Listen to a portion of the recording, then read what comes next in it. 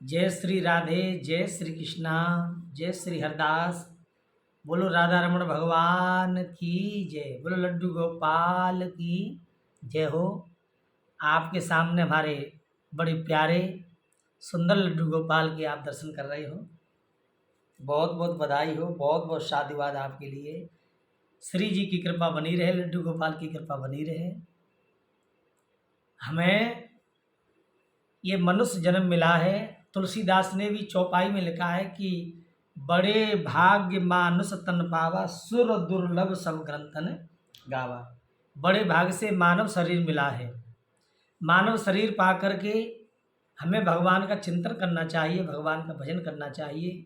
जो परमात्मा से वादा किया वो वादा हमको निभाना चाहिए।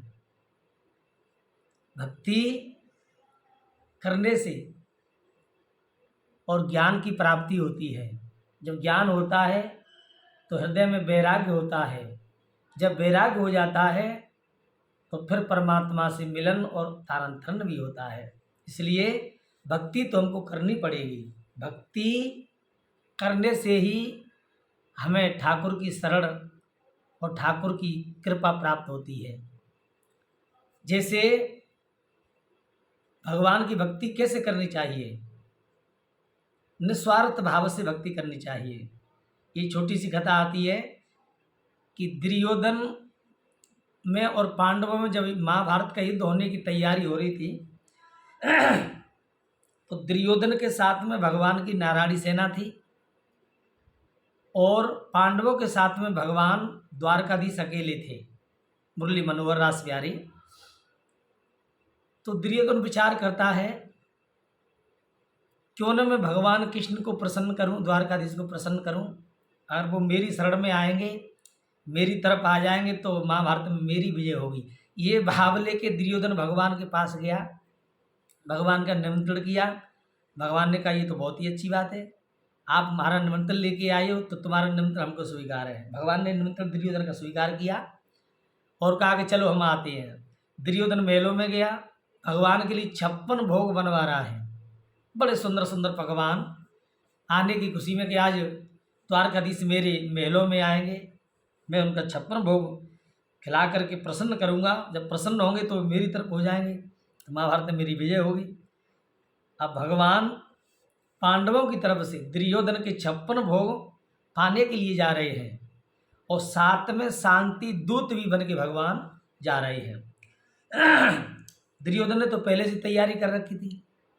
भगवान पहुँचे, बड़ा सम्मान किया, आदर भाव किया और सम्मान के साथ में भगवान को अंदर महलों में ले गया। अपने सिंहासन की बगल में भगवान का भी आसन बिछाया, सिंहासन बिछा दिया। तो भगवान से वार्तालाप हुआ। भगवान ने कहा दुर्योधन हम आपके 56 भोग पाने के लिए आए हैं और अच्छी बात है, आपने हमारा निमंत्रण किया।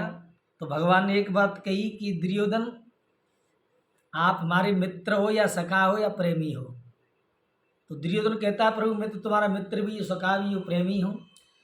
भगवान कहते हैं कि अगर तुम्हारे प्रेमी हो, सखा हो, मित्र हो तो एक मित्र दूसरे के मित्र की बात मानता है, क्या तुम्हारी बात मानोगे? तो दुर्योधन कहता है कि प्रभु मानने वाली होगी तो अवश्य मानूंगा। भगवान ने कहा बात तो मानने वाली है। क्या बात है? बात ये है कि कौरव और पांडव तुम दोनों भाई भाई, बिल्कुल भाई भाई हैं, इसमें कोई शक नहीं है।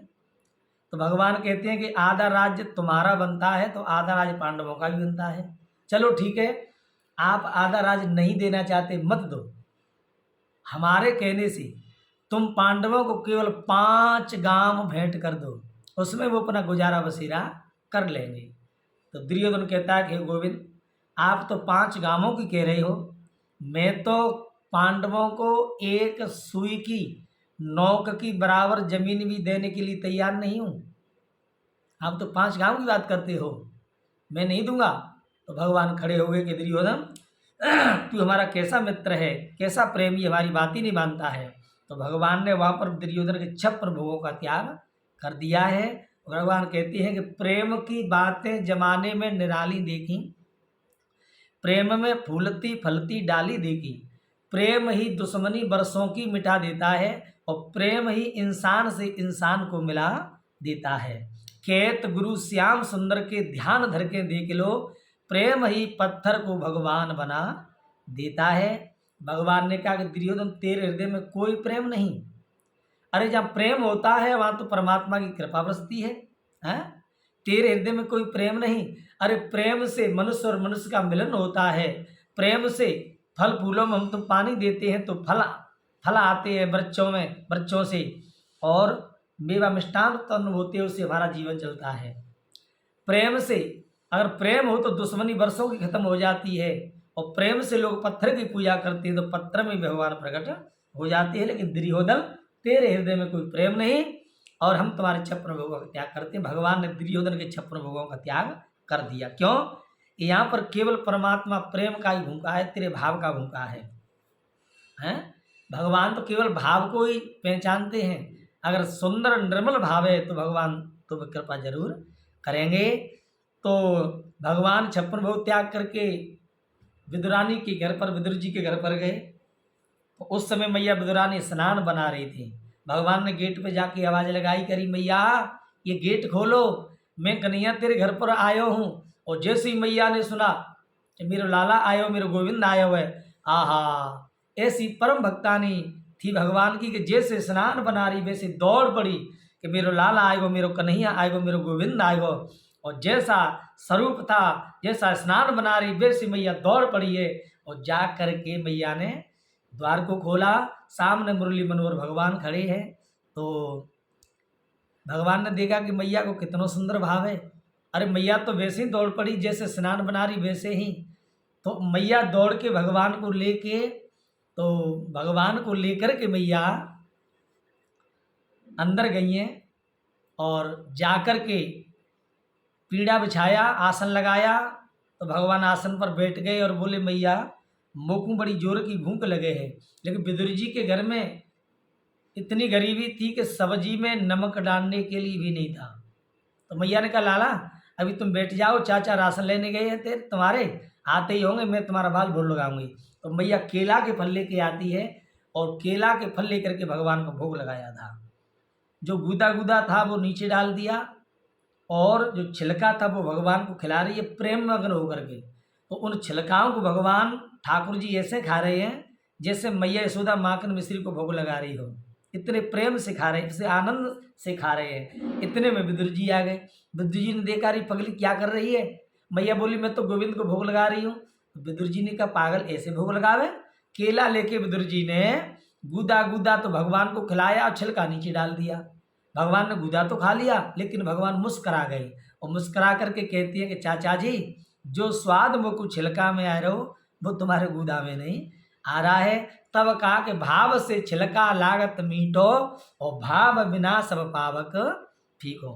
परमात्मा को आप प्रेम से 2 तुलसी के दल खिलाओ तो ठाकुर जी 2 तुलसी के दल पे भी प्रसन्न हो जाते। केवल तेरे हृदय में भाव होना चाहिए। भावना में भाव नहीं तो भावना बेकार है, और भाव से भज लो अगर तो भव से बेड़ा पार है। परमात्मा को तो केवल भाव ही की जरूरत है। जैसे किसी मंडी में जाते हैं, सामान लेने के लिए जाते हैं, तो कोई सामान हम जब खरीदते हैं तो दुकानदार से भी सामान खरीदने के लिए भाव बनाना पड़ता है। तो यहाँ पर केवल भक्त और भगवान की बात है, भाव की बात है। अगर तेरे सच्चा भाव है, तेरे हृदय में सच्चा प्रेम है परमात्मा के प्रति, तो परमात्मा तेरे ऊपर कृपा जरूर करेंगे। तो मेरे श्रोता हो, मेरे भक्ता हो, बड़े ही सुंदर विचार। भगवान की भक्ति करो तो भगवान के चरणों में मस्ती में झूम करके डूब करके करनी चाहिए। ठाकुर जी प्रेम का भूखा है, भाव का भूखा है, और कुछ नहीं चाहिए, केवल तेरा प्रेम ही चाहिए। तो ये थे सुंदर आज के विचार। और जितने जो हमारे भक्त हैं, साधक हैं, लड्डू गोपाल की जो दास हैं, उन सब से निवेदन है कि आप अपने जीवन को पहचानिए। ये जीवन हमको मिला है बड़े भाग से, और मनुष्य जीवन पाके हम क्या कर रहे हैं, क्या करने आए। संसार में रहो, सब कार्य करो, करना भी चाहिए, परिवार को चलाना है तो करना है, लेकिन ध्यान भगवान के चरणों में रहना चाहिए। जैसे नाव जल के अंदर रहती है, अगर नाव ने जल को अंदर रख लिया तो नाव डूब जाएगी। ऐसे ही संसार रूपी सरोवर में हमें नाव की तरह रहना है। संसार की बातों को ध्यान में नहीं रखना है, हमें तो केवल अपने में पॉजिटिव होकर के, सकारात्मक भाव हृदय में उत्पन्न करके और नकारात्मक शक्ति को बाहर निकालना है, भगवान के चरणों में मन लगाना है।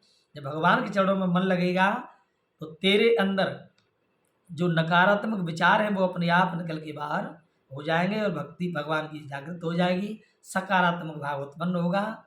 तो आप जुड़े रहिए लड्डू गोपाल के चरणों में और लड्डू गोपाल आपके ऊपर कृपा करते रहें, कृपा बरसाते रहें।